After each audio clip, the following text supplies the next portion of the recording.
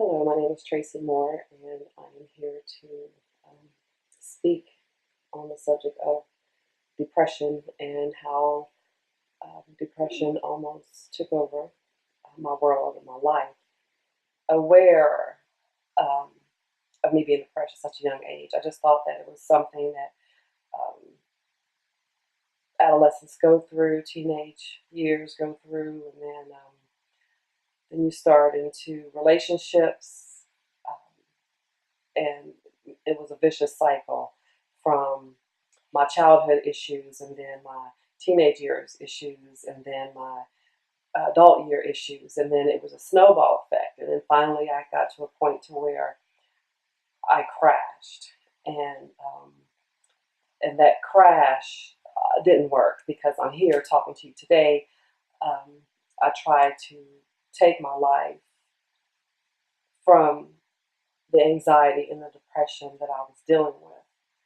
I felt like I didn't have anything to live for anymore. And one example that I can give of a situation that I went through was close family members, well, family friends, and at the early age of um, molestation, and then that goes into my teenage years of dating a wrong man and was physically abused for years. So that poured on in my life, and I thought I could hide it with um, makeup, clothes, partying, friends, education.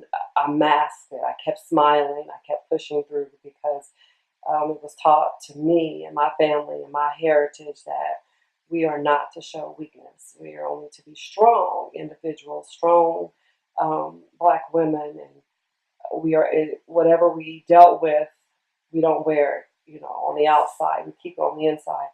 So I think when I realized that this sickness I had, because during that time I didn't understand it. I didn't know that I was suffering from anything except for everyone was going through what I was going through, because in my closet, when I would share with some certain people, they all experienced the same thing that I experienced. So I thought it was normal until one day I was just talking like I'm talking to you, and someone asked me if I thought I needed medication.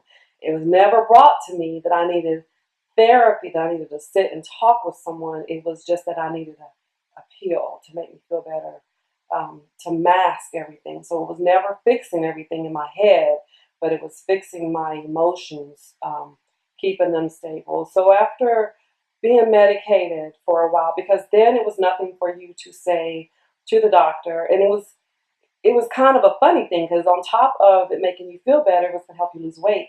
So um, I literally went to my doctor and said, I feel like I'm having depressed moments. Oh, okay, we'll write you a prescription. But I really was battling with something that never was cured.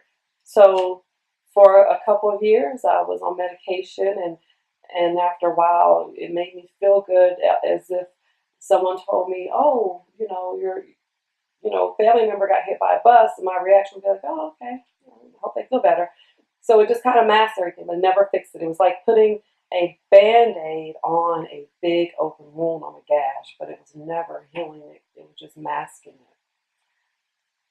Fast forward to my adult years, I got married. I graduated from college, and then the next thing I thought was the right thing to do was to get married. So I married pretty much the first man that I met coming out of the abusive relationship that I was in, because again, I have moved on to something else to mask the problem in the past, and that was in form of a husband.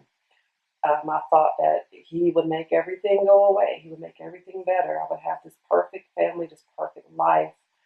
Um, and I poured everything into that life, which it wasn't. I just added another layer of depression on because I never dealt with the previous layers. So after probably 10 years of marriage is when my whole life, my world, just it all came crumbling down. Everything from that 7, 8, 9 year old little girl to that 15-year-old teenager to that 21-year-old woman, all of the problems that I had surfaced 10 years into my marriage. And I single-handedly tried to destroy everything that was built in my life.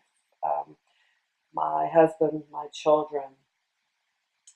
There would be times that I blamed myself for everything that was happening to them, anything that was happening to my family. I felt like it was me because I was supposed to take the world on my shoulders, and I was supposed to make everything right. So when things went wrong, I took that personally. So whenever my children had baggage, my husband had baggage, his family, my family, then I internalized all of that. And it got to be too much, too fast for me. So I um, checked myself into a mental health facility for a week. And to this day, my family thinks that I was in Florida on vacation. But I really was getting help. And this is the first time that I'm sharing that information. Is because I found myself driving on a highway, and I was driving to North Carolina, and I was going through the mountains, and I looked over, and I was in the state of Virginia, and there's guardrails. You're on a high mountain, there's no guardrails, and it tells you to slow down, it tells you to steep hill, there's a runaway for a truck, and all these things was going through my mind that if I just go fast around this curve, I do not apply the brake, I can just go over and then end it. But I do believe what kept me is at that moment is when I realized that I actually had something to live for. And it wasn't myself, it was my children. I didn't care about living for me. I cared about my children, and they needed me. It wasn't money or fame, it was my kids. And I had to stop this curse, it's like a generation curse. My grandmother, my mom, go back and we tell the stories and they line up almost identical. So I felt like instead of me taking on the world in a negative way, I want to take on the world in a positive way and share that with my children. So I remember continuing on my journey, and a song was on the radio, and it just kind of spoke life into me. It's crazy. It was "Hold On" by In Vogue. I will never, ever, ever forget that. And it spoke a different story to me than what it actually was meant to. But ever since that day, I heard "Hold On," and that's what I had to do. I had to hold on for my children, hold on for my family, and everyone has a supreme being. Um, God, Buddha, whatever it is, I believe that your supreme power speaks to you in a way that nothing else could speak to you. So I believe that during that time, that song was on at the right time for me.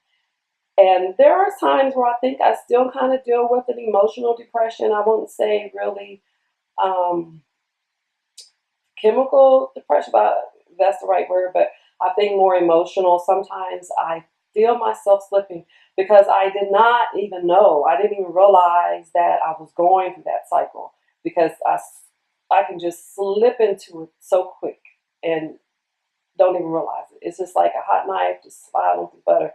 And then you're just like, oh my God, how am I here? How am I here? Now I know the signs. I know what to do. I know how to snap back. I can pull myself out and just say, not today, Tracy. We're not going to go there. For me, what works is I stay busy. An idle mind is a devil's playground. So you get to thinking about different things. And I make good memories instead of that can get rid of the old memories. And then I dealt with the old memories. I went back to the people that caused a lot of hurt and caused a lot of pain that didn't even realize they did that. So I faced my depression I faced my fear. I faced my anxiety head on. And that is what I would say to anyone else that is going through the same one, anyone else that has a similar story. People will say, I can't tell because depression doesn't have a look. It doesn't have a face. It's within. And my smiling face and your smiling face and my tears and your tears could be totally different. But the key to it is that we all deal with it in a certain way. And if I had to share anything with you, how to overcome, and that is to seek help, seek counseling, professional help. Um, there are so many different um, places now, hospitals. You can Google mental health. There's private therapy that you can have. Medication is not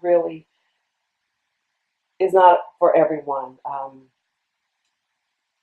I think talking about it mostly helps you deal with it. And you can't share your story with everyone because you're not asking for everyone's opinion. You need someone, when I say professional help, because a professional will sit and listen and understand and know how to guide you out of the dark hole that you're in. And you don't be embarrassed about it because there's more people out there dealing with this like you and I. And we need to share our stories with each other and make this community of depression smaller. And but in final, I'm gonna say, get help. Um, Call a friend. Call your pastor. Just ask for referrals. Because if you share that with someone, someone else is sitting waiting for someone to have the same problem that they're having. So then you two can just sit and brainstorm and say, oh my God, well, how did you get over this? Well, how did you get this? And then together, if you have to go with your friend, you have to go with a family, just seek counseling. The, there is a light at the end of that dark tunnel because I have seen it and I'm living it now. I do know that it got to be my darkest day, and what could possibly come next is the break of dawn once you get to your darkest hour. So just hold on and keep the faith. Thank you.